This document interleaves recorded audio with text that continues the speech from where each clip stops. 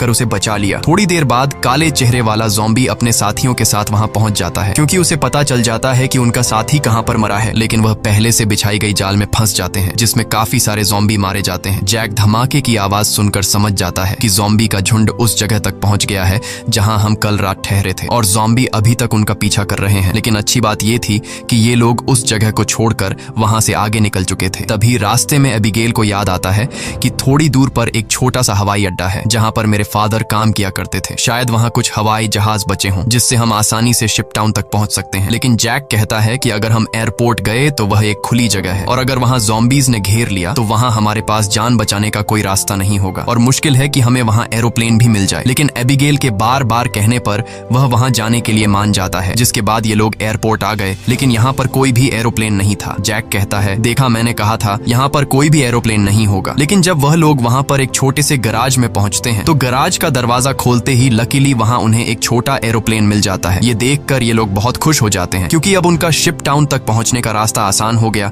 लेकिन ये हवाई जहाज बहुत दिनों से इस्तेमाल नहीं हुआ था, इसलिए मैकेनिक डेविड कहता है कि उसे ठीक करने की जरूरत है। ज्यादा नहीं, मैं उसे 10 से 15 मिनट के अंदर ठीक कर दूंगा। जब तक डेविड एरोप्लेन को ठीक करता तब तक जैक और एबिगेल एयरपोर्ट में कुछ काम की चीजें ढूंढने लग जाते हैं। तभी डेविड दूरबीन से देखता है कि दूर से बहुत सारे ज़ॉम्बीज आ रहे हैं जो बहुत जल्द एरोप्लेन तक पहुंच जाएंगे। वह लोग दौड़ कर आते हैं और उन दोनों को वार्न करते हैं कि हमें जल्दी से एरोप्लेन को स्टार्ट करना होगा, नहीं तो ज़ॉम्बी यहाँ पहुंचकर हमें मार देंगे। एबिगेल जल्दी से पायलट की सीट पर बैठ जाती है, वहां पर मौजूद बुक्स को रीड करती है। उसके फादर पायलट थे, इसलिए उसने अपने फादर से एयरप्लेन को कंट्रोल करने की थोड़ी बहुत जानकारी सीखी थी। और जैक ज़ॉम्बीज को शूट करके उन्हें रोकने की कोशिश करता है। एबिगेल जैसे तैसे करके एरोप्लेन को स्टार्ट कर लेती है, लेकिन तब तक बहुत देर हो चुकी थी। वहां बहुत सारे ज़ॉम्बी रनवे तक पहुंच जाते हैं। उनकी रफ्तार काफी तेज थी और उनमें से एक ज़ॉम्बी एरोप्लेन के दरवाजे तक पहुंच भी जाता है, लेकिन जैक उसे गोली मारकर एरोप्लेन को उसे छुड़ा लेता है और एबिगेल जहाज के कंट्रोल को समझ जाती है। इस तरह से ये लोग जहाज को टेक ऑफ कर लेते हैं। हवाई जहाज में बैठे सभी लोग बहुत खुश हैं, क्योंकि वो जल्द ही सीधे शिप टाउन पहुंच जाएंगे। लेकिन ये खुशी थोड़ी ही देर की मेहमान थी। जैसे ही ये लोग थोड़ा सा आगे गए तो अचानक जहाज के इंजन में से धुआं निकलने लगा, क्योंकि ये जहाज पिछले 10 सालों से हवा में सफर नहीं कर पाया था, इसीलिए इसका इंजन ब्लास्ट हो जाता है और प्लेन नीचे की तरफ जाने लगा। जैक समझदारी से काम लेते हुए एरोप्लेन का एक पेड़ में क्रैश लैंड करता है, जिससे उन्हें थोड़े बहुत चोट तो आ जाते हैं, पर इनकी जान बच जाती है। प्लेन तो अब इस्तेमाल लायक नहीं बचा था, इसलिए अब उन्हें दोबारा फिर से पैदल सफर करना पड़ेगा। काफी दूर तक पैदल चलने के बाद वो लोग एक सुनसान रेलवे स्टेशन तक पहुंच जाते हैं। रात हो चुकी थी। ये लोग आसपास खतरा चेक करते हैं। जब उन्हें कोई भी ज़ॉम्बी नहीं नजर आता तो ये लोग यहीं पर रात गुजारने का फैसला कर लेते हैं। वो लोग मैप पर अपना लोकेशन देखते हैं, जिससे उन्हें पता चलता है कि अब ये लोग शिप टाउन से सिर्फ 2 दिन की दूरी पर हैं। यहाँ वो प्रेग्नेंट लेडी जैक के पास आती है और जैक का शुक्रिया अदा करती है। वो जैक से कहती है कि अगर तुम ना होते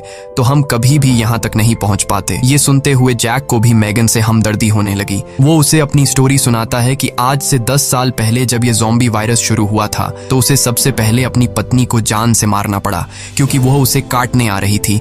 इसीलिए तब से लेकर आज तक उसके अंदर का इंसान कहीं मर सा गया है। अब इस दुनिया में सिर्फ उसके पास एबिगेल ही है जिसे वो हर एक कीमत पर जिंदा रखेगा।